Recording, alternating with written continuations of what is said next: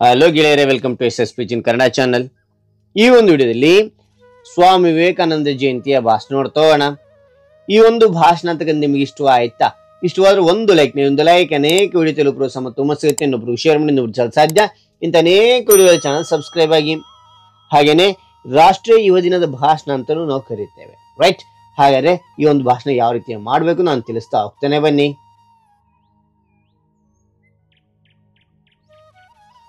ಈ ಒಂದು ಭಾಷಣ ಒಂದು ಸೂಚನೆ ಏನಂತೀರಾ? ಇಲ್ಲಿ 1 ರಿಂದ 10 ಪಾಯಿಂಟ್ ನಾವು ಕಂಡು ಬರ್ತೇವೆ. ನಿಮ್ ಭಾಷಣದಲ್ಲಿ 1ನೇ ಪಾಯಿಂಟ್, 2ನೇ ಪಾಯಿಂಟ್, 3ನೇ ಪಾಯಿಂಟ್ ಅಂತ ಹೇಳ್ತಾ ಹೋಗ್ಬೇಡಿ. 1 ರಿಂದ 10 ಪಾಯಿಂಟ್ಗಳನ್ನ ಚೆನ್ನಾಗಿ ಕಲ್ತ್ಕೋರಿ, ಪರ್ಫೆಕ್ಟ್ ಆಗ್ರಿ. ಓಕೆನಾ?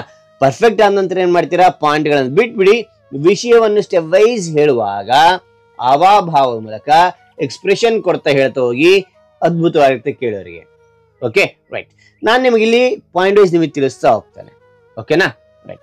ಮೊದಲನೇ ಪಾಯಿಂಟ್ ನೋಡಿ, ಎಲ್ಲರಿಗೂ ಶುಭೋದಯ. ಎಲ್ಲರಿಗೂ ಶುಭೋದಯ. 2ನೇ ಪಾಯಿಂಟ್, ನನ್ನ ಹೆಸರು ರಾಜು. ನನ್ನ ಹೆಸರು ರಾಜು. 3ನೇ ಪಾಯಿಂಟ್, ಪ್ರಥಮವಾಗಿ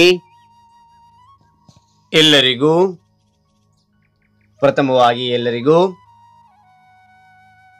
ಸ್ವಾಮಿ ವಿವೇಕಾನಂದ ಜಯಂತಿಯ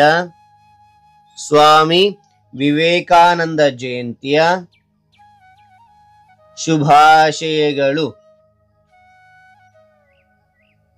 ಪ್ರಥಮವಾಗಿ ಎಲ್ಲರಿಗೂ ಸ್ವಾಮಿ ವಿವೇಕಾನಂದ ಜಯಂತಿಯ ಶುಭಾಶಯಗಳು. 4ನೇ ಪಾಯಿಂಟ್, ವಿವೇಕಾನಂದರು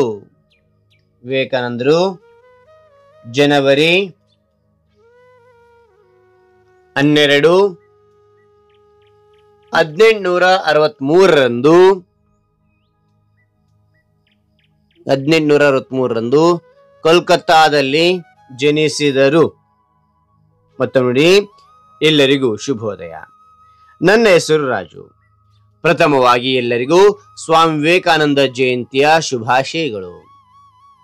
ವಿವೇಕಾನಂದರು ಜನವರಿ 12, 1863ರಂದು ಕೋಲ್ಕತ್ತಾದಲ್ಲಿ ಜನಿಸಿದರು. 5ನೇ ಪಾಯಿಂಟ್, ಅವರ ತಾಯಿ ಭುವನೇಶ್ವರಿ ದೇವಿ, ತಂದೆ ವಿಶ್ವನಾಥ ದತ್ತ.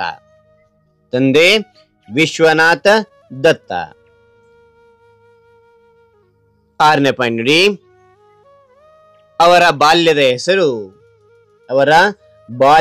ಹೆಸರು ನರೇಂದ್ರ ದತ್ತ. 7ನೇ ಪಾಯಿಂಟ್ ನೋಡಿ,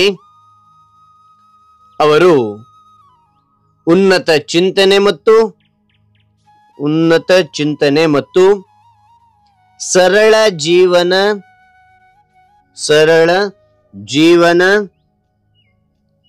ಹೊಂದಿರುವ ವ್ಯಕ್ತಿಯಾಗಿದ್ದರು. ಓಕೆ, ಅವರು ಉನ್ನತ ಚಿಂತನೆ ಮತ್ತು ಸರಳ ಜೀವನ ಹೊಂದಿರುವ ವ್ಯಕ್ತಿಯಾಗಿದ್ದರು. 8ನೇ ಪಾಯಿಂಟ್,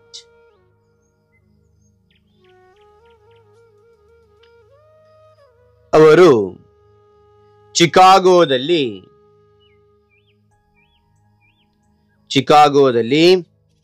ಪಾಶ್ಚಿಮಾತ್ಯ ಜಗತ್ತಿಗೆ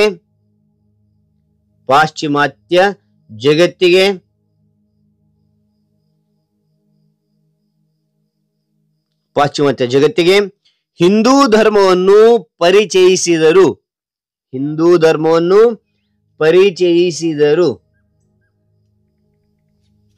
ಪರಿಚಯಿಸಿದರು.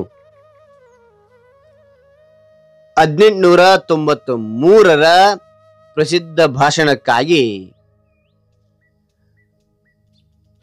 ಪ್ರಪಂಚದಾದ್ಯಂತ ಹೆಸರುವಾಸಿಯಾದರು. ಓಕೆ, ಮತ್ತೊಮ್ಮೆ ನೋಡಿ, ಅವರು ಚಿಕಾಗೋದಲ್ಲಿ ಪಾಶ್ಚಿಮಾತ್ಯ ಜಗತ್ತಿಗೆ ಹಿಂದೂ ಧರ್ಮವನ್ನು ಪರಿಚಯಿಸಿದರು. 1893ರ ಪ್ರಸಿದ್ಧ ಭಾಷಣಕ್ಕಾಗಿ ಪ್ರಪಂಚದಾದ್ಯಂತ ಹೆಸರುವಾಸಿಯಾದರು.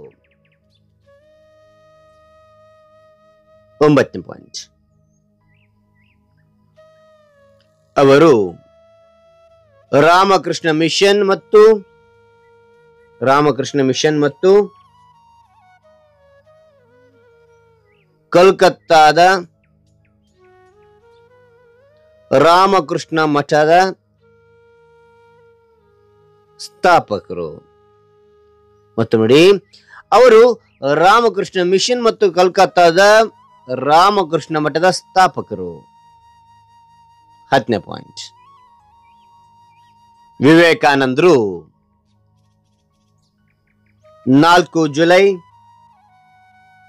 1902 ಬೇಲೂರು ಮಠದಲ್ಲಿ ನಿಧನ ಹೊಂದಿದರು.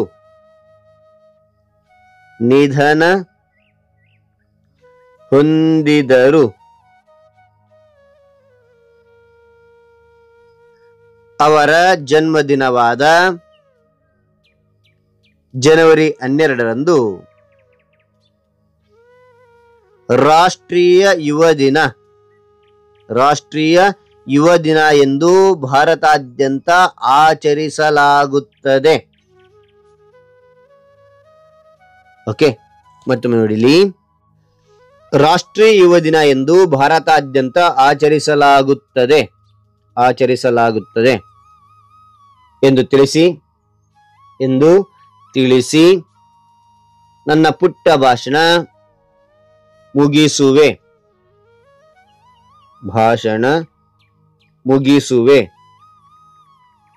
ಜೈ ಹಿಂದ್, ಜೈ ಭಾರತ್. ಜೈ ಹಿಂದ್, ಜೈ ಭಾರತ್. ಹಾಗಾದ್ರೆ ಈ ಒಂದು ಮಾಹಿತಿ ಅಂತಕ್ಕಂಥ ಇಷ್ಟ ಆದ್ರೆ ಒಂದು ಲೈಕ್, ನೀವು ಒಂದು ಲೈಕ್ ಅನೇಕ ವಿಡಿಯೋ ತೆಲು ಪ್ರೋತ್ಸಾಹ ತುಂಬಾ ಸಿಗುತ್ತೆ. ಇನ್ನೊಬ್ರು ಶೇರ್ ಮಾಡಿ, ಇನ್ನೊಬ್ರು ಸಾಧ್ಯ. ಇಂಥ ಅನೇಕ ವಿಡಿಯೋ ಚಾನಲ್ ಸಬ್ಸ್ಕ್ರೈಬ್ ಆಗಿ ಮತ್ತೊಂದು ಹೊಸ ವಿಡಿಯೋ ಭೇಟಿ ಆಗ್ತೇನೆ. Thank you for watching. Bye.